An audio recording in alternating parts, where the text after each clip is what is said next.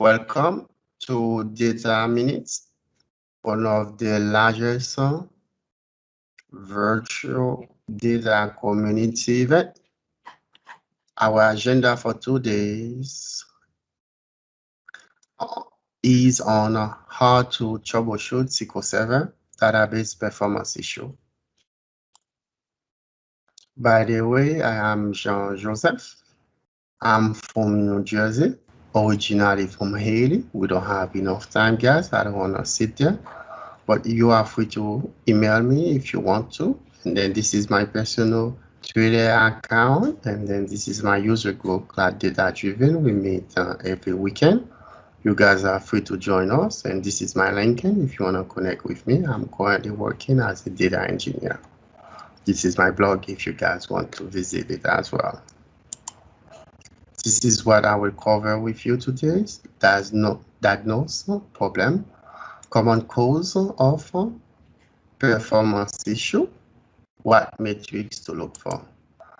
If you guys have an email from business or application owner saying that reports are running slow, what I normally see people done is that they quickly rebuild index, rebuild statistic, and those are very expensive operations. So I would not encourage you to start from there. But what I would encourage you to understand is the live query executions. This is where I will first put myself to understand are there something wrong. But before you can even determine if there are something wrong, you will need to understand the execution query nodes. The first one is running, which means query is being executed. The second one is runnable, which means query is ready to execute and waiting for its turn. The third one is suspending, which means query is waiting due to any reasons. So what I mean by any reasons, like it could be blocking, open transactions, wait starts, CLR, parameter sniffing, even though there's ways now we can bypass that, statistic and index. So first, I'm gonna look for if there is any blocking. If there is, I will look to see if there are any open transactions. Let's say if there are no blockings, no transactions. So what should I do? I normally, for example, take a look at the live query executions. These are the DMVs that I use. You guys can use Profiler, you can use Extended Event, but that's normally what I do. Just to start with my troubleshooting, and then if I need details, I'm gonna look at those DMVs, right? However, if there are no blocking, no open transaction, I need to know what a SQL Server is waiting on. That's when I'm gonna look at the wait start. So the wait start, this is what I normally use these DMVs to understand. So if there are, if I cannot see any good signs that SQL form the matrix that I'm getting to understand what SQL Server is waiting on, then that's when I'm gonna think, for example, of CLR if and only if the application use that feature. So if not, that's when I'm gonna think of updating statistic, then rebuilding index, because these are very expensive operations. So now, if the issue does not related to live query executions, it might be related from the OS. It may not be only SQL Server installed on that box. It could be other application are using the resources. So that's when I'm gonna start analyzing OS as well, right? So first of all, from SQL side, I need to understand what I normally look for first is the CPU, like SOS, scheduler yield, thread pool, and CX packet. Even though CX packets is not really good or useful, but it can tell me there is parallelisms, right? Then I'm gonna think of memory. I need to understand the available byte, page, sec, right? And then also buffer cache hit ratio. One thing I'd like to remind you is that Windows have a great setting where you can set it up from balance to high performance. You may need to work with operation team to help you figure this out. And then this other one I normally take a look is IO as well. So I'm gonna analyze the physical disk. Like if you see average disk queue length, I love to understand this matrix, and average disk sec read and disk sec write. And then for TempDB, I will look for page IO large.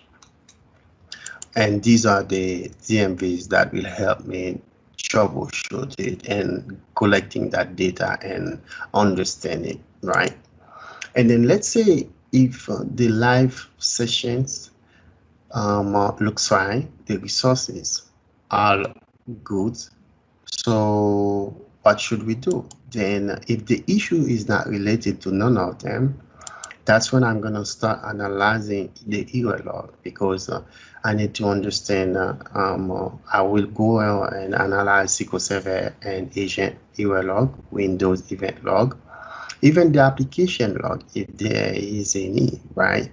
So if I'm not able to find out any information that can help me pinpoint why, for example, my they're saying the database is having performance issue, that's the time I'm gonna externalize the issue, because not every issue are related to the database.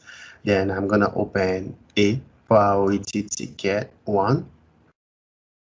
I will work with operation team, network team, application developer team, right? To understand, to have them also take a look from the end, because seems like the issue is not the database, right? So other things that I want you to understand, in order for you to have a well-tuned instance configurations, so these are the things that I would highly suggest you to take a look, like optimize for hardware query. Make sure that you enable this, right? And then make sure that you configure your min and max server memory, and then your max degree of parallelisms. Make sure that for cost ratio for parallelism, it's too low. The default is 5. I would highly suggest you to increase it to 25 or even 30. And if this is a data warehouse environment, please, you can even configure this to 50. You have to enable instance file initializations, right? So that will prevent SQL Server from zero out whenever there is autocall for keygen. And then remember to switch from balance to high performance. That will increase your performance as well. And then this is related to kind of disaster recovery. Make sure that you enable remote admin access. And then I understand sometimes your local SAN admin or storage admin may use some third-party software that will allow them to compress the data.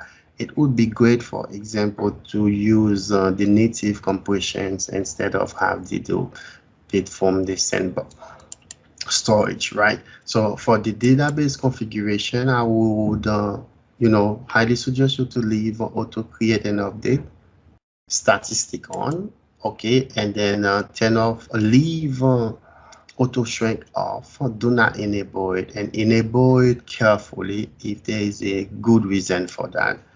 For page verification, I would highly suggest you to leave it under checksum. It's not only that, whenever an error occur, it will send that message to MSDB suspect page, and then the backup will fail as well, because that's gonna be very easy for you to see. If as soon as something goes wrong, you will be able to see that even during the backup process.